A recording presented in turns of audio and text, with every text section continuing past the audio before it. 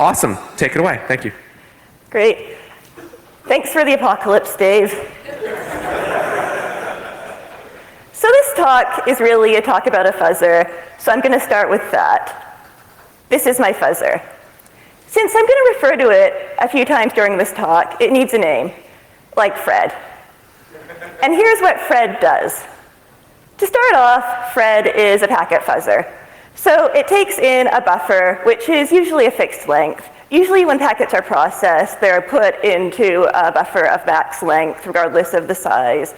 And then len is the length of the valid bytes of the packet. And basically, what this fuzzer does is it will take a random integer between 0 and 19, and if it's 7, it will replace one byte in that buffer, a random byte, with another random byte. And then if q equals 5, it will replace the entire buffer with random data. And then if q is 11, it will either truncate the packet or extend the packet. You know how some fuzzers, some better fuzzers, will try and take two test cases and append like half of one to half of the other. This is what I'm trying to do in a very, very quick, non-stateful way. So you might notice Fred isn't a very good fuzzer, though I'm sure it has a lot of other good qualities. But it is the fuzzer that I used for the fuzzing in this talk, and I was very surprised about what happened when I applied it to some unexpected targets. So the title of my talk is Adventures in Video Conferencing. And I'm going to talk a bit about 3 video conferencing systems and what happened when I started fuzzing them. So I'm Natalie Silvanovich, and I'm a member of Project Zero at Google. And I started looking at video conferencing because my previous work was on browsers, and I was looking for a new part of the browser to look at. And one thing I discovered is that video conferencing has just exploded over the past 5 years. It's in every browser now. And then there's things like FaceTime, WhatsApp, Signal, all these messengers. And I couldn't find a lot of information about the security of video conferencing systems. So I looked into it, and I started off by looking at WebRTC. So WebRTC is an open source library for video conferencing. RTC is real-time communication.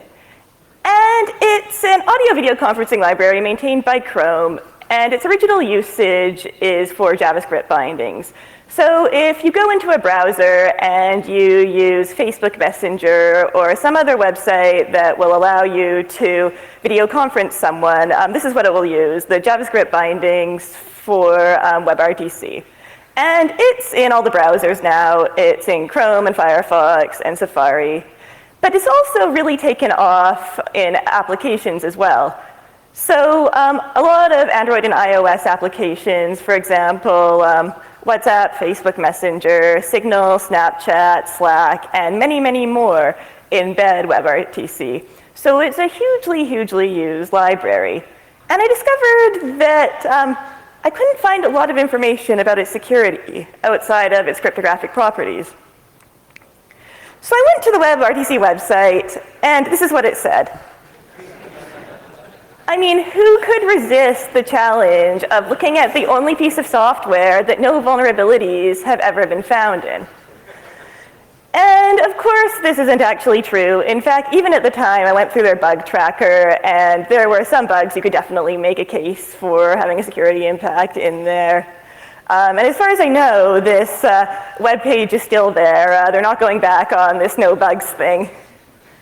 But I'm sure a lot of people have observed that people's confidence in their security is sometimes inversely proportional to how good their security is. So I felt this was a sign that I should keep looking here. So to step back a bit, how does WebRTC actually work? So outside of the scope of WebRTC is something called signaling. So before you start using it, you need to have 2 people, or you can have more than one person, but I looked at calls that just had 2 people in them. And they need to have a way to communicate that is not WebRTC. And in a browser, this can be WebSockets. If it's something like a messaging client, it'll be a message in the messaging client. And these two peers need to signal each other and basically exchange connection details, like what's their IP address, what codecs do they support, that sort of thing. And then once that's happened, then you move to WebRTC, and it will establish a peer-to-peer connection between the two peers. So looking at a protocol level, on one side you have this signaling.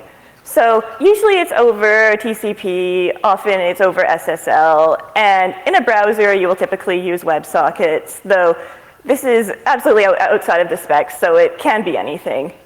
And then when the audio and video is actually being sent, it uses this other series of protocols. Typically it's over UDP, though it can be over TCP sometimes. And then it uses ICE, stun, or turn, and these are a series of protocols that basically deal with NATs, make it so that IPs can be routable to one another. And then sometimes, mostly, RTP will be over TLS, and then it has another security layer, which is SRTP, which is RTP encryption. And that's optional. Sometimes if it's over TLS, they won't encrypt it over any further. And then above that is the actual RTP classes in WebRTC that you can actually use to create the stream. And also, on the very side, there's the data channel with SCTP. And I didn't look at that much, but it's a good thing to be aware of. Mostly WebRTC is used for audio and video, but if you want to implement something like you can send a message to a person while they're talking, it does have a data channel as well. So how is stuff actually decoded in RTP? So you start off and you typically have an SRTP packet that's encrypted, and then it's decrypted, and then it will go through error correction, which often uses a protocol called forward error correction, but there's other protocols as well. And then the RTP is turned into a stream of data that then gets decoded by a codec, and then there's audio and video. So there's lots of possible points here that there could be errors or security problems. So when I started looking at WebRTC, my first idea was to look at the signaling. To me, I thought this was where you'd kind of have the best bugs from an attack perspective, in that this happens before you pick up the phone. If you make a call to someone, they receive the signal typically before their phone starts ringing. So these would be pure interactionless attacks. So I started looking at it, and signaling is done in a protocol called SDP, Session Description Protocol, that's basically a text format that has everything like the IP address and even encryption keys and codec types and that sort of thing in it. So I used the WebRTC library, and I created an SDP fuzzer on the command line, and I fuzzed it a lot, and I didn't find any bugs. And I reviewed the SDP code, and I didn't find any bugs. And then I kind of looked at it a little more, and I discovered that a lot of platforms implemented independently anyhow. So looking at Firefox and Safari, they actually had different implementations than Chrome did, so it also wouldn't be a multi-platform bug. So I ended up moving on from this idea. So then I started looking at the RTP and media protocols, and these are the things that start getting sent when you actually pick up the call. And I noticed that WebRTC in their source tree had used libfuzzer to implement fuzzers for RTP, for media protocols, for codecs, and that sort of thing. So I didn't think that I would find any bugs by fuzzing things independently. But I wondered about end-to-end. You know, what if something is decoded and then the next stage isn't expecting what it outputs, and then that causes a bug? So I thought I would try writing an end-to-end fuzzer and just seeing what happened. So I started off doing a prototype. I altered Chrome to add a fuzzer, which means I basically added Fred to the encryption routine and recompiled my browser, and then I pointed it at another browser and started a call. And it crashed every 30 seconds. So this gave me the idea that this was going to find some bugs. I learned the concept would generally work, and at this point the bugs weren't great. They were mostly very shallow things, things like divide by zero exceptions, that sort of thing. But I reported them, I got them all fixed, and was ready to fuzz for real now. My second version was I just used the WebRTC client to write a very lightweight fuzzer, so I didn't have to deal with the thing where I had to compile the browser and then explain to people how to compile the browser and every bug I filed. It was pretty good. The pros on it is it was a very, very good representation of WebRTC. If you took that and you pointed it at a browser and the browser crashed, you're sure that that browser is going to crash, and there's no false positives there. And it was also nice that I could point this to everything. If there was, for example, an Android app and it could communicate with a browser and have a call, I could use that to fuzz that app. Anything that could make a call to a browser was usable with this. The con of it was that it was very, very slow. But I did manage to find a few more end-to-end vulnerabilities in WebRTC. So what happened then? The WebRTC team got sick of me filing bugs with like 25 steps that included things like go bury a frog at midnight. And they said, oh, we have this emulator, we can help you make it better so that you can record and replay calls when you fuzz. And this allowed you to put the packets into a file format and then replay them. And this was nice. It was extremely fast. It could run on multiple cores.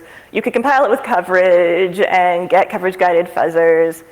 And the con was it wasn't an exact representation, so I would get crashes and then try them on a browser and they wouldn't actually work.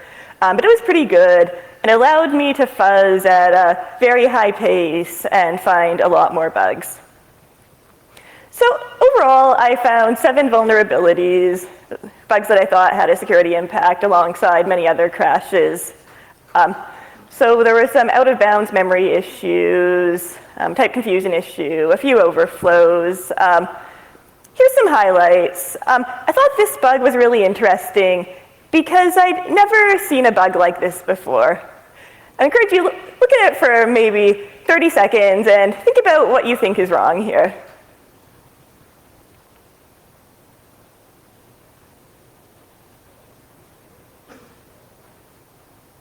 Okay, so did anyone guess this?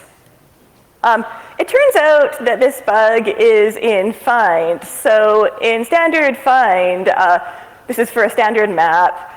If you do find and you don't find it, it returns standard end, which is actually one place past the end of the array. So it's a pointer outside the array. And if you use that location, then it will use just memory on the heap. So I thought this was interesting. I'd actually never seen a bug like that. And when I initially looked at the code, I thought that using the standard find would actually make it safer, but it turned out not to be the case here.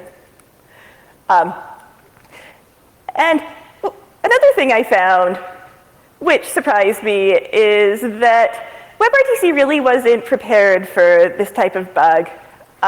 They provided no way to report security bugs.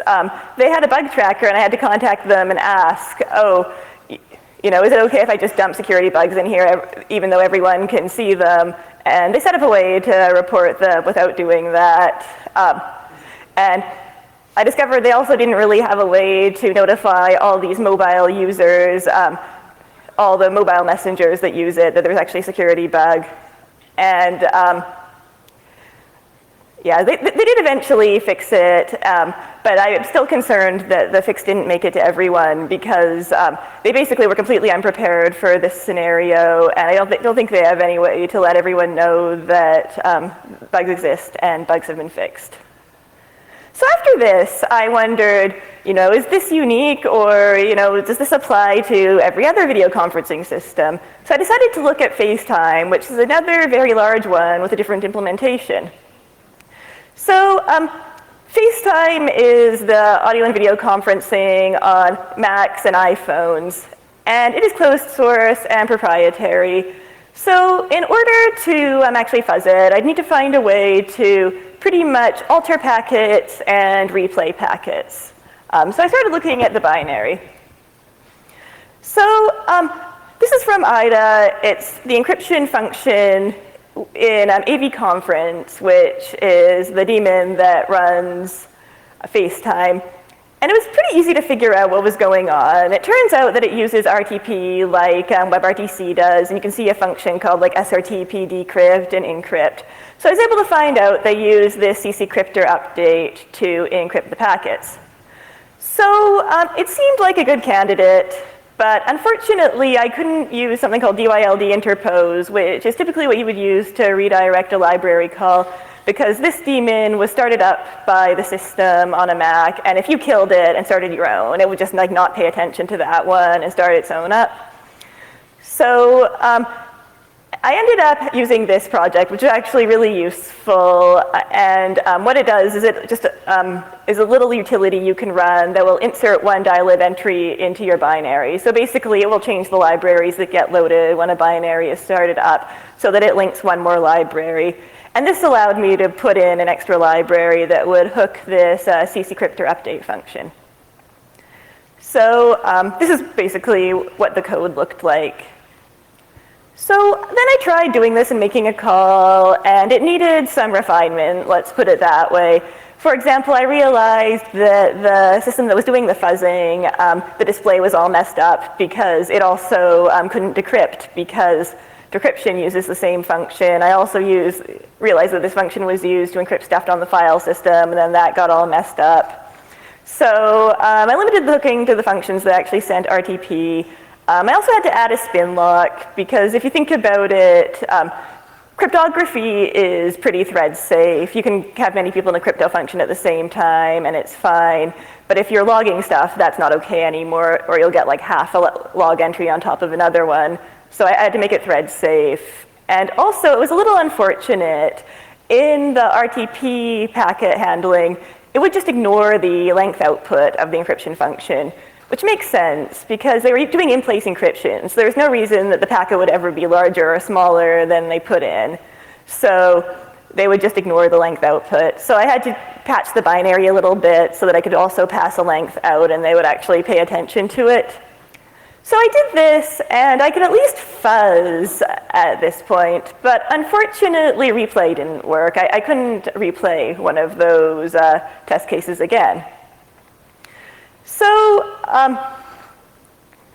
looking at how this stuff is hooked. So I started off by just hooking before it was encrypted and fuzzing it, but that turned out not to be enough.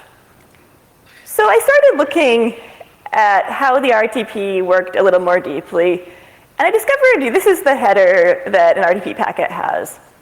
And there is some interesting stuff in there. I think the most interesting is this SSRC. And this is a random identifier that's used to identify your stream. So let's say you're in a browser and you have like 15 Facebook windows open and you're using another website to watch a video stream at the same time. There's a risk that those will get confused. So for every stream, they randomly generate an identifier when you start it, and that's different every time you start the stream. So that was one reason that it wasn't working. The stream didn't have the right SSRC the next time it was played. Also, there's this payload type. The payload type is, is this audio, is it video, is it synchronization data? And that's not part of the RTP standard. That's just, per implementation, they can make those anything. But they need to be consistent. Also, I discovered these extensions. And extensions are supposed to be things that are independent of the video stream data. So it's supposed to be, that'll be things like your orientation, or things like, is the microphone muted? And if you think about this, all of these things are actually kind of related to what's in the stream. So it turns out also these extensions needed to be put on the right packet when it got replayed. So one thing I did is I did try replaying with the existing headers, and yeah, that didn't work at all. So I ended up having to hook send message to capture the log header. Unfortunately, the way that this worked was that it would create the data that was inside the RTP packet, then it would encrypt it, and then it was actually much later that it would generate the header and then call send message. And what was even kind of more confusing is that it didn't call send message in the same order. So let's say you encrypted packet 1 and then you encrypted packet 2. Packet 2 could make it to send message before packet 1 did. There was no order guarantee there. What I had to do is I had to fix this SRC and sequence number and send message, not depending on the order in any way. So the way this ended up working is when you're encrypting, it would add the header and then go through send message. And then I hooked in so that when it was encrypted, I would log the stuff that was being encrypted. And then once I got the full packet, I would also log the header. And that at least meant I was like logging everything. And then when I replayed stuff, I would have to, before the encryption, copy the payload into the encryption and then send it on, and then wait till send message, and then fix up the log and SSRC, and then send it on. And this still didn't work. So I wanted to verify my assumptions, so I started off by patching the endpoint to remove encryption and see if that worked. If I just made cc cryptor update do nothing on either side, did that work? And it did. And unfortunately, I couldn't do that on an iPhone, so it wasn't really a reasonable way to fuzz. And from that, it became clear that my audio data was getting corrupted when it was decrypted. I discovered that audio and video used different keys for each encryption. And also, the sequence number was involved in the encryption. So even if your packet got reordered, it would be encrypted using XTS based on what the sequence number was.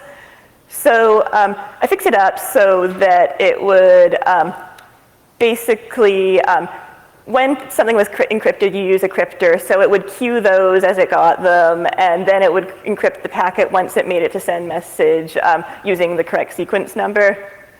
And so that ended up working, and I was able to log and replay these packets. So it ended up being basically many steps to log. I would log the packet and then store the cryptor, and then log the header, and then use that cryptor to encrypt the payload when it was sent. And then that was easy to do when I was replaying it then as well. I was able to queue the cryptors and then replay the same packet and then fix all the data and then encrypt it. And that finally worked. So here's my demo. It is really exciting. You can see I'm in FaceTime here, and I'm making a call, and I pick the call up. And then in the call, I am panning on all of my Tamagotchis. And then I'll hang up here, and then I have to set up the system again for replay.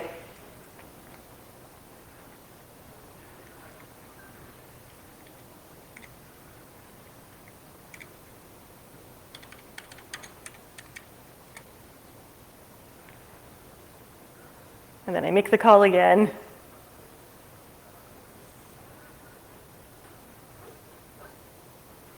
And then look, that call displays exactly the same video again.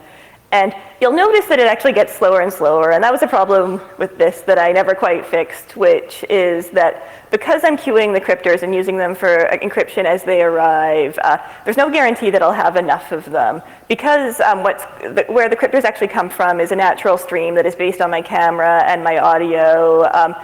If there's not exactly the right one, it'll have to drop one until it has the right one, which means that as it plays stuff back, it'll just get slower and slower. But this is good enough. If I have something that immediately crashes the phone, I can create a test case that will replay that small amount of video. So what happened? So I found a few bugs. The first one was an out-of-bounds read on Mac. And then another one that happened a lot when fuzzing, I would say in less than 5 minutes, was a stack corruption vulnerability, and that affected both iPhone and Macs. And I think this was actually a fairly good bug because there were lots of other stack variables around this corruption. And then there was this bug. It was actually a heap corruption vulnerability. I was pretty surprised. When I started fuzzing, I kept walking away and finding that it had stopped fuzzing, and I couldn't figure out what had happened until I watched really closely and discovered that my phone was resetting and found a kernel panic log. And this bug, I looked at it, and then I found that Adam Donenfeld of Zimperium had actually done a presentation on a very similar bug and a very similar component, but it was just a kernel bug, so he exploited it using video tiles from the device just to privilege escalate. And that was a very exploitable issue. And my suspicion is that that bug was also exploitable remotely using FaceTime. So I thought that was interesting, and I thought it was good evidence that this bug is likely to be exploitable. And then I found another bug here too, which is in splitting read packets which are related to audio. And this was an out-of-bounds mem copy.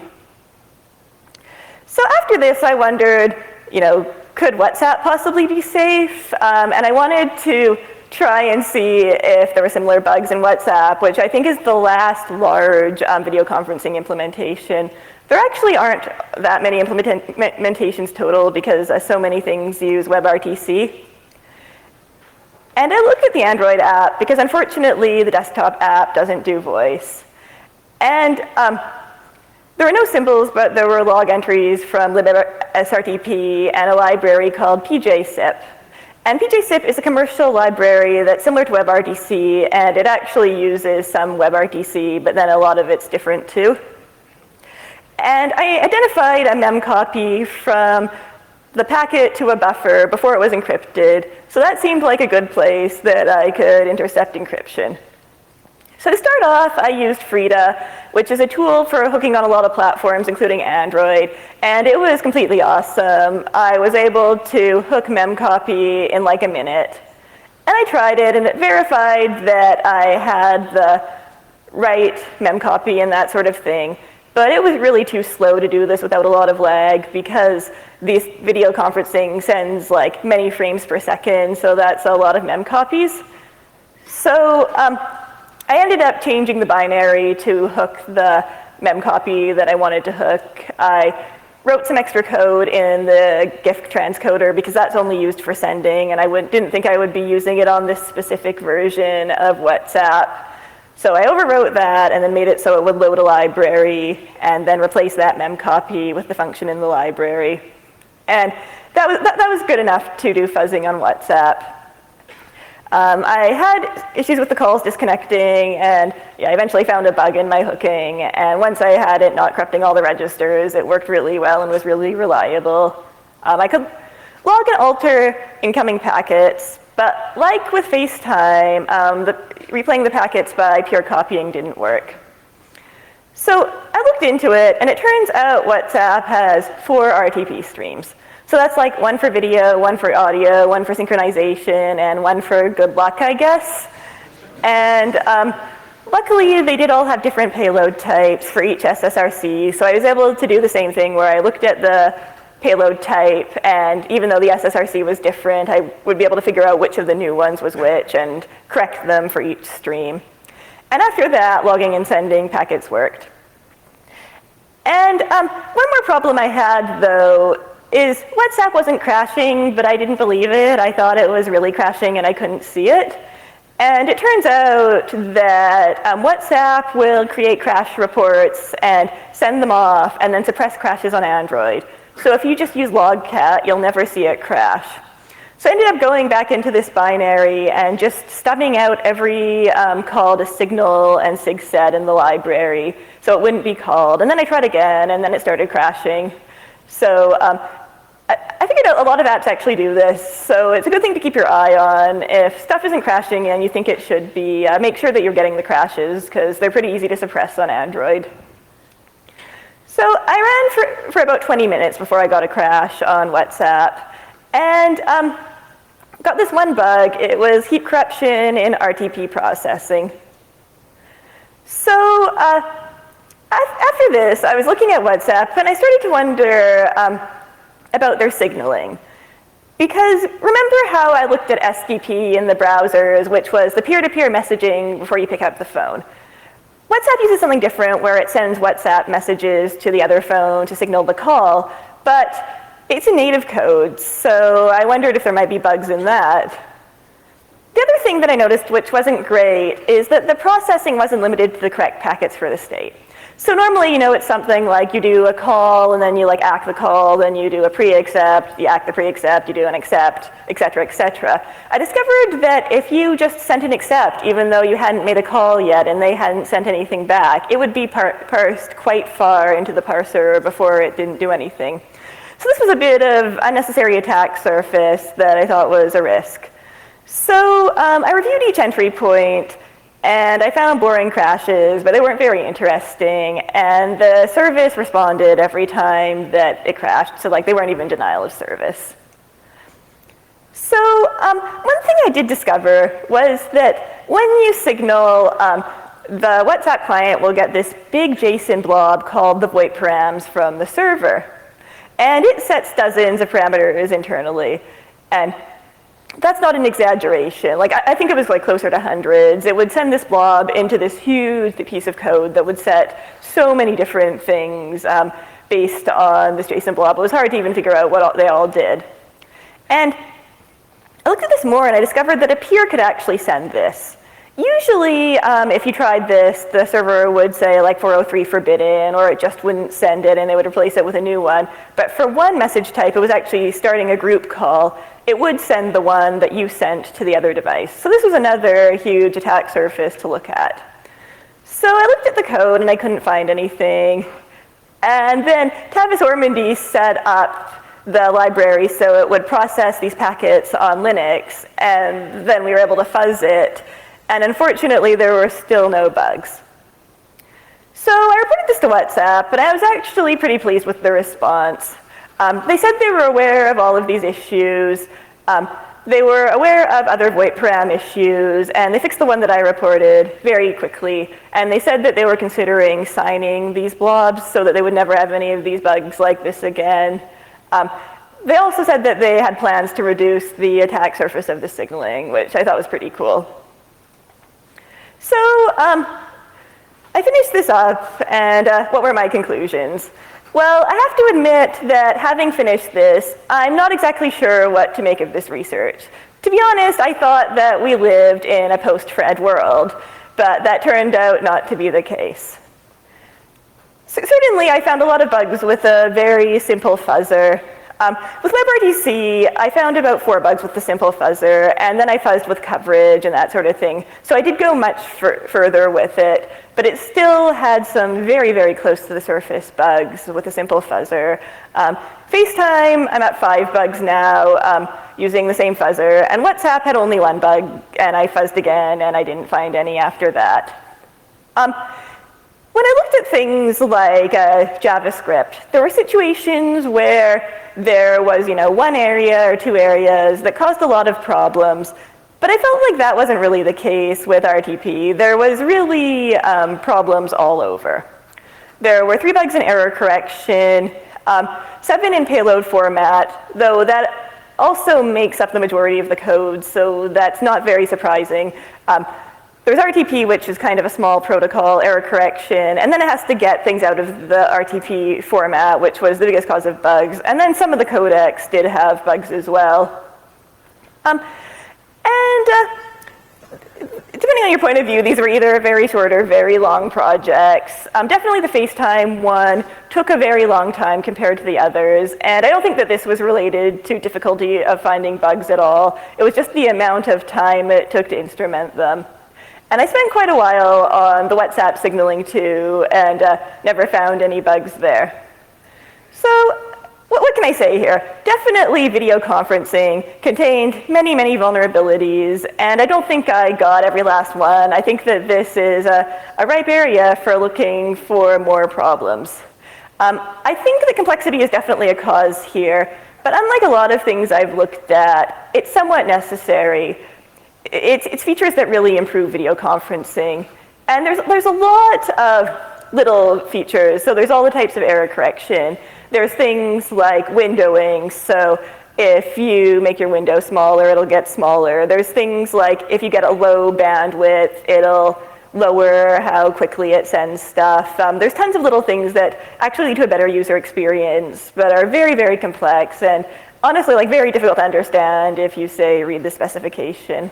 I'm also very concerned about patching. I think the bugs I found, there's probably a lot of places where they aren't patched yet because there's no clear plan for getting patches out to people and no documentation. So I think if a small client just synced WebRTC years ago, they won't even know there's a problem and they won't know how to update.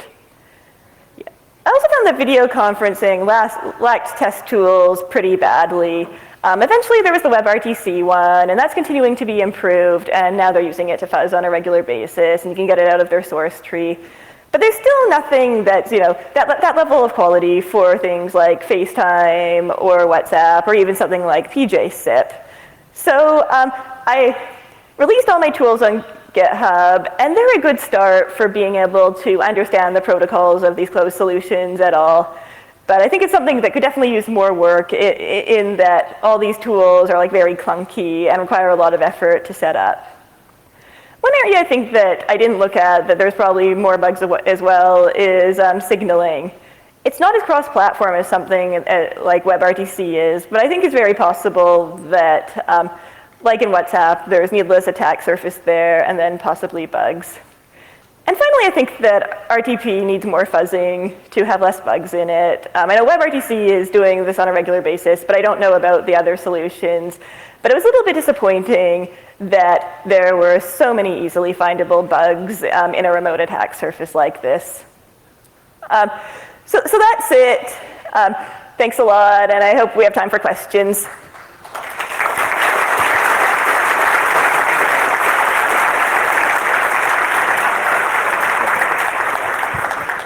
Cool. Hello. I just want to make it clear that our dear Chinese friends did not sponsor Infiltrate. In case you were curious why we have so many shirts, they just appeared. Okay, so questions, comments, concerns about your many FaceTimes over there?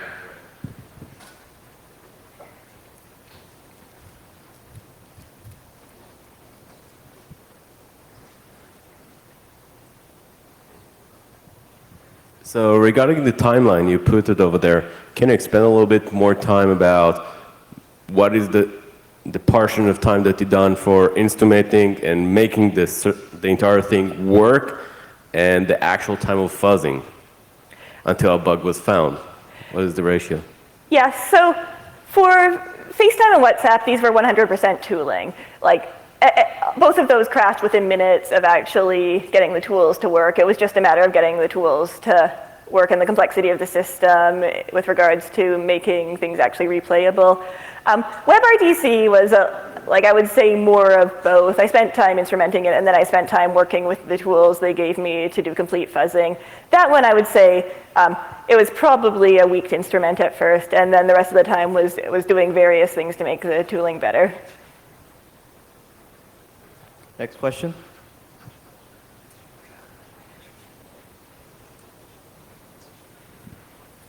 In a related vein, do you have any wisdom to share about how long is good enough for fuzzing?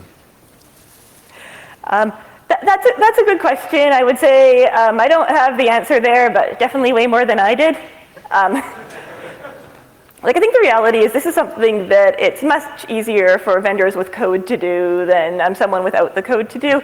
And I think that the best setup you can have is fuzzing every new build on a regular basis so that both you know if new bugs get introduced and you also know if they regress and anything like that. I think that's the best case scenario, but that's something that I think is easier to do from a vendor perspective than it is from someone who's just finding bugs. Anyone else? Red shirt.